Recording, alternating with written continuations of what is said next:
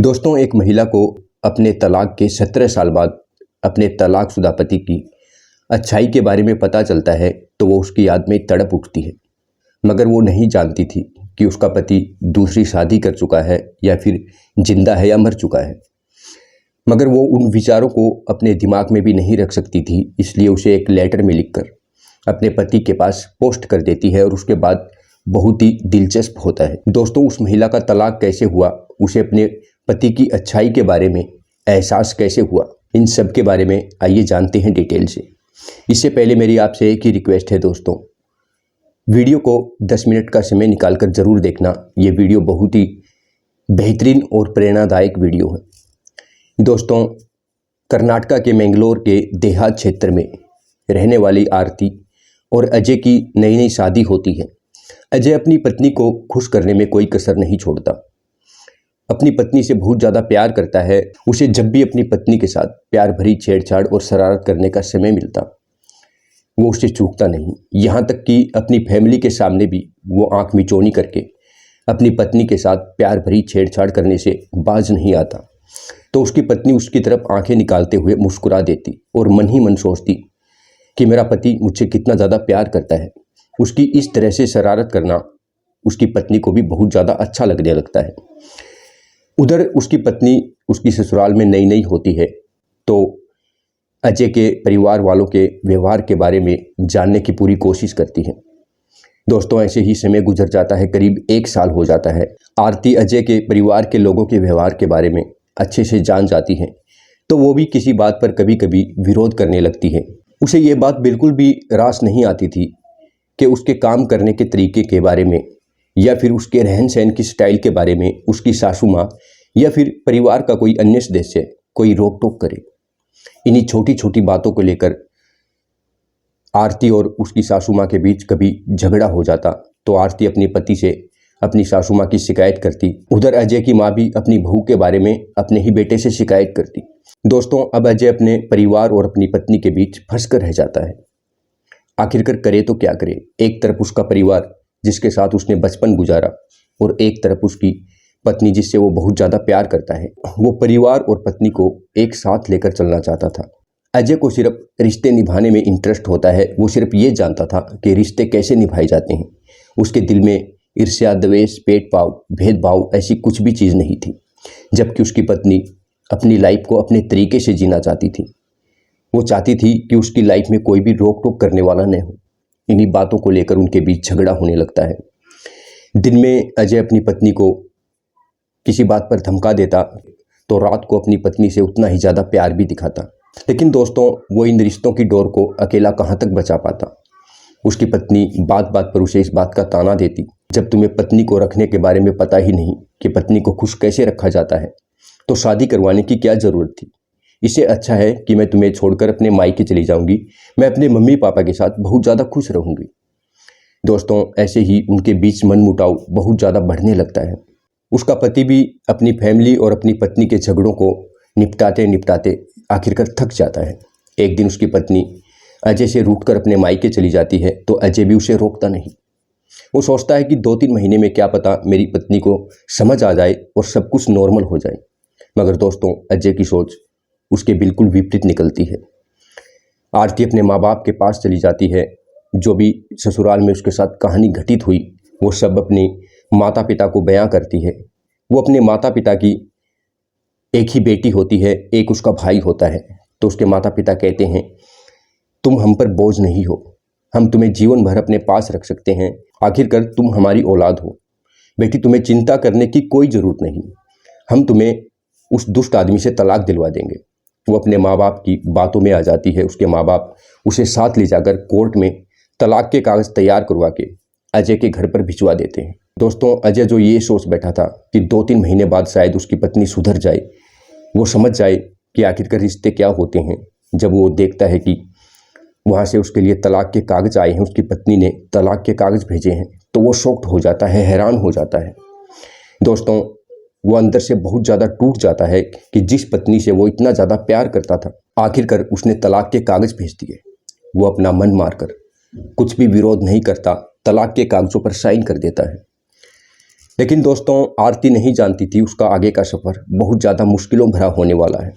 ऐसे ही 5 साल गुजर जाते हैं। 5 साल तक उसके माँ बाप अपनी बेटे के रहने सहने में, उसकी कोई भी मांग पूरी करने में कोई कसर नहीं आने देते। उसकी बेटी भी अपने माँ बाप के इतने लाड़ और प्यार को देखकर अपने पति को लगभग भूल ही जाती है।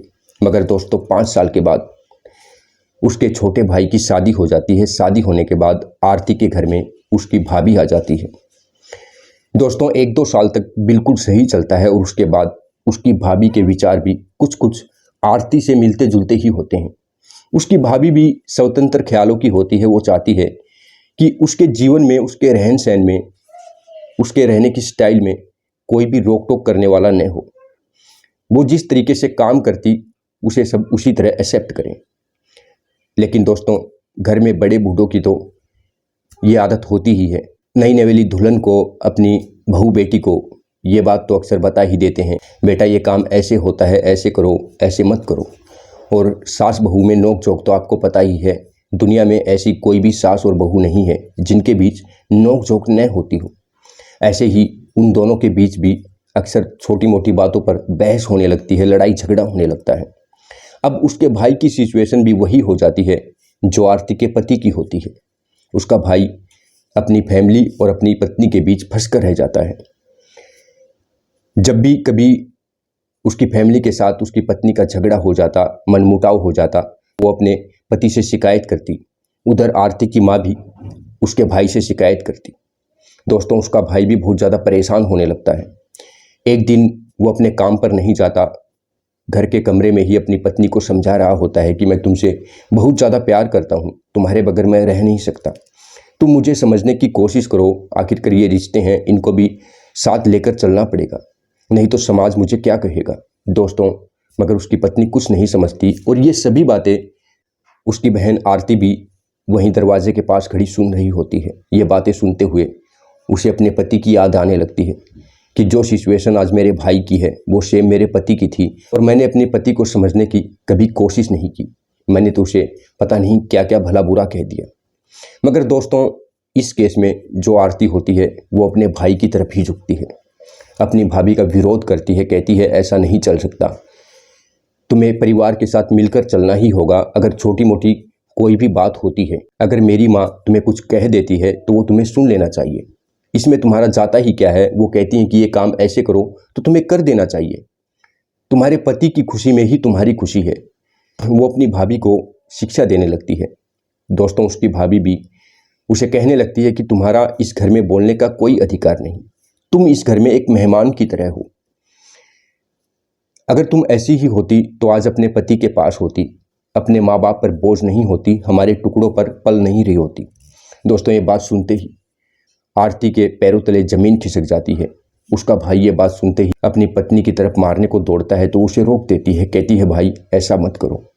अगर भाभी आज ये बात नहीं बोलती तो शायद मेरी ज़िंदगी वैसे ही खराब हो जाती और पता नहीं मुझे आगे और इससे भी ज़्यादा खराब दिन देखने पड़ते। दोस्तों आरती बहुत ज़्यादा उदास होती है।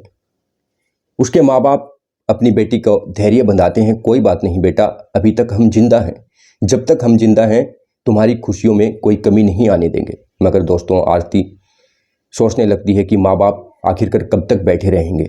एक दिन माँ बाप के हाथ पैर काम करना बंद कर देंगे। जब मेरे माँ बाप ही मेरे भाई और भाभी पर डिपेंड हो जाएंगे तो फिर मुझे कौन संभालेगा।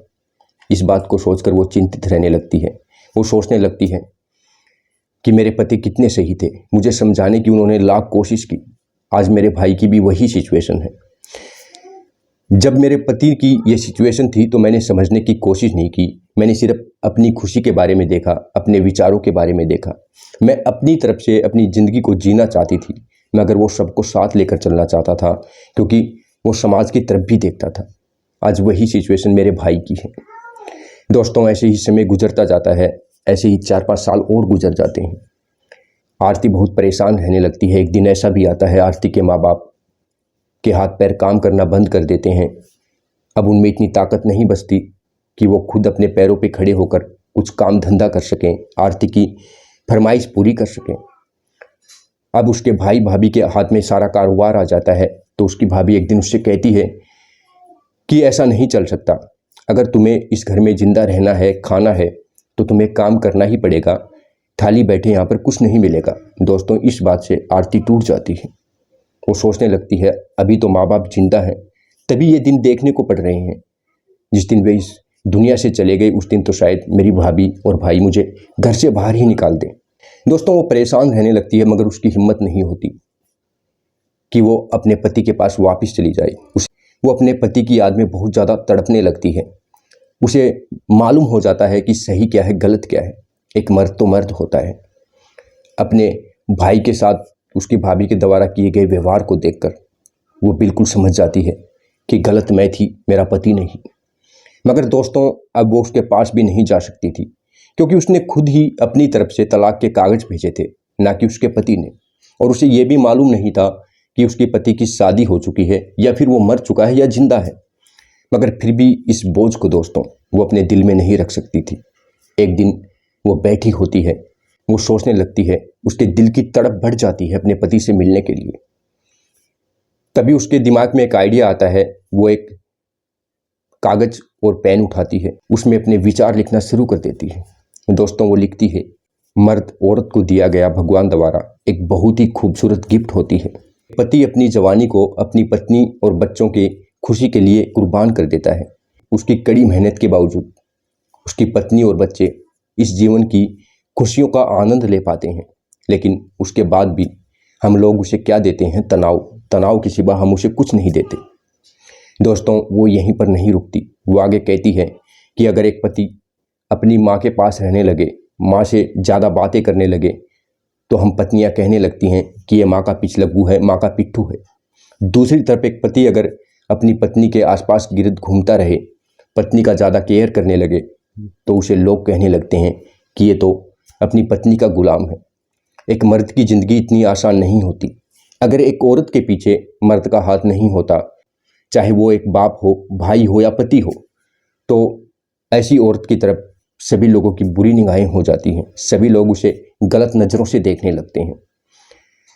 दोस्तों, वो आगे लिखती है, एक माँ अपने औलाद को 9 महीने तक पेट में रखती है, मगर उसका बाप उसे जीवन भर अपने दिमाग में रखता है। जीवन भर उसे उसकी भविष्य की चिंता होती है। वो रात दिन जी तोड़ प्रयास करता है, मेहनत करता है कि उसकी औलाद पढ़ लिख कर उससे भी बड़ी बने, उससे भी ज़्यादा कामयाब हो जाए। एक मर्द अपना पूरा जीवन न्यौछावर कर देता है अपने रिश्ते निभाने में, लेकिन जो औरत होती है वो छोटी सी बात पर भी एक मर्द को ताना दे देती है, छोटी सी बात पर उसे नामर्द कह देती है। वो कहती है कि प्रिय पतिदेव, मैंने इन जीवन के 17 सालों में जो सहा है, उसके बाद मुझे एहसास हुआ कि एक पति पति होता है, उसके सर पर कितनी जिम्मेवारी होती हैं। आखिरकार वो परिवार के सभी लोगों की जिम्मेवारी निभाते हुए सभी की शिकायतें सुनता है। वो पत्नी की शिकायत भी सुनता है, माँ की शिकायत भी सुनता है, मगर वो अपने दिल में ही रख लेता है, किसी से कुछ नहीं कहता। इसलिए वो मर्द कहलाता है। बहुत ज़्यादा रोते हुए कहने लगती है कि हो सके तो मुझे माफ़ कर देना। आखिरकार 17 सालों के दौरान मुझे समझ आया कि तुम कितने सही थे और मैं कितनी गलत। दोस्तों, उस लेटर को बंद करके अपने पति के एड्रेस पर पोस्ट कर देती है। 3-4 दिन बाद वो लेटर उसके पति के पास पहुंचता है। जब उसका पति देखता है कि ये तो उसकी पत्नी ने भेजा है, 17 साल बाद उसकी पत्नी द्वारा भेजे गए लेटर को देखकर उसकी आंखों में आंसू आ जाते हैं। वो सोचने लगता है कि आज भी उसके दिल में मेरे लिए जगह है। जब वो लेटर को पढ़ता है दोस्तों, वो फूट फूट कर रोने लगता है। दोस्तों, उसे कुछ समझ नहीं आता। वो सीधा खड़ा होता है और अपनी पत्नी के पास पहुंच जाता है। उसे देखने के बाद उसकी पत्नी शर्म से अपनी नज़रें नीचे झुका लेती है, मगर दोस्तों वो अपनी पत्नी को गले लगाकर रोने लगता है। लेकिन दोस्तों, इस दौरान उनकी ज़िंदगी के कीमती 17 साल गुजर चुके थे। उनकी आधी जवानी बर्बाद हो चुकी थी। वो अधेड़ उम्र में आ चुके थे। लेकिन दोस्तों, फिर भी उस महिला को अपने पति की 17 साल के दौरान सभी अच्छाइयाँ याद आ जाती हैं और तलाक होने के बावजूद भी वो अपने पति से वापस मिल जाती है। कोर्ट में जाकर वो दोनों एक दूसरे से फिर शादी करते हैं और फिर खुशी खुशी रहने लगते हैं। दोस्तों, हर इंसान के जीवन में, हर पति पत्नी के जीवन में ऐसी छोटी मोटी घटनाएं तो होती ही रहती हैं। ऐसा कोई परिवार नहीं जिसमें ऐसी छोटी मोटी बातें होती न हो।